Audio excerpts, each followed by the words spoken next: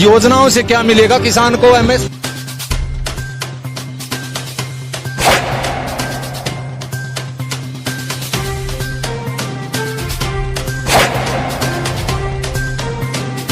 से क्या मिलेगा किसान को? एमएसपी दो। पहला इनका जो अध्यादेश है उसके अंदर क्या होगा, इन्होंने खुली छूट दे दी। किसको दे दी? व्यापारी को, छोटे को, बाहर की कंपनी को या अंदर की कंपनी को। उससे सिर्फ निजीकरण को बढ़ावा मिलेगा। इसको निजीकरण में ले जाने की कोशिश है। सिर्फ ये सेक्टर बचा हुआ था देश का कि इसमें निवेश कैसे हो। किसान चाहे मरो, लेकिन विदेशी कंपनियां और हमारे देश के बड़े बड़े उद्योगपति इसमें घुसाए जा रहे हैं और किसान बर्बाद किया जा रहा है। इस तीनों एक्ट में अगर एक चौथी लाइन सरकार लिख देती कि किसान का एमएसपी से नीचे एक दाना भी नहीं खरीदा जाएगा तो हमें कोई आपत्ति नहीं थी।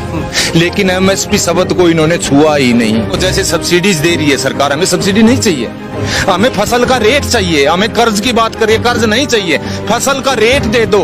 हमें कर्ज लेने की जरूरत क्या पड़ेगी? सरकार, हमें अनुदान की जरूरत नहीं है, हमें हमारी फसलों के रेट दे दो।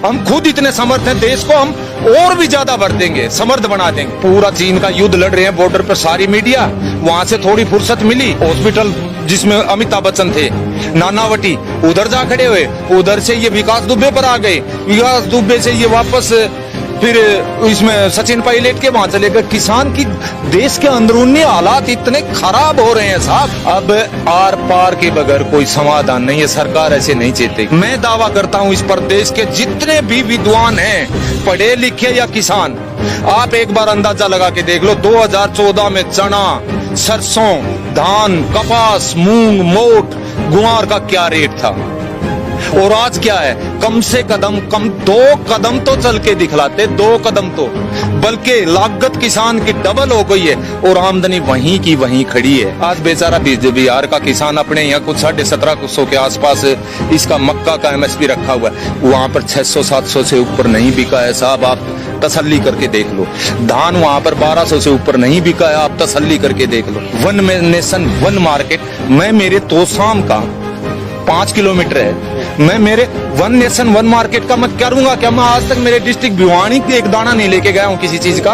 उस मार्केट में कर्नाटक कैसे लेके जाऊंगा, मैं हैदराबाद कैसे लेके जाऊंगा, मैं पटना कैसे लेके जाऊंगा जिसका किराया इतना पड़ा। न्यूनतम समर्थन मूल्य शब्द को छुआ ही नहीं, तो इसका मतलब किसान की बर्बादी के सिवाय इन अध्यादेशों में कुछ भी नहीं है। बड़ी मुश्किल से ये देश खड़ा हुआ था, ये ढांचा खड़ा हुआ था, मंडियों का ढांचा। आज देश में कितने करोड़ों आदमी है जो मंडियों में रोजगार कर रहे हैं, कितना किसान का पैसा लग करके कितने बड़े बड़े शेड खड़े हुए थे, ये उसको ध्वस्त कर देंगे। तो सरकार को जरूरत है ऐसे ऐसे कुकर्मों को सुधारे, जबकि ये रोज एक थैला भर के चले आते हैं। अब तो डर लगने लगा है देश की जनता को, कहीं बाथरूम में से कोई नेता मंत्री ना निकला और आते ही कोई योजना लॉन्च ना कर दे। हम सिर्फ चीन और पाकिस्तान की लड़ाई नहीं, अंदर से देश टूट गया तो पाकिस्तान और चीन हमें तो गुलाम रहना है इनके हैं, फिर वो कर लेंगे।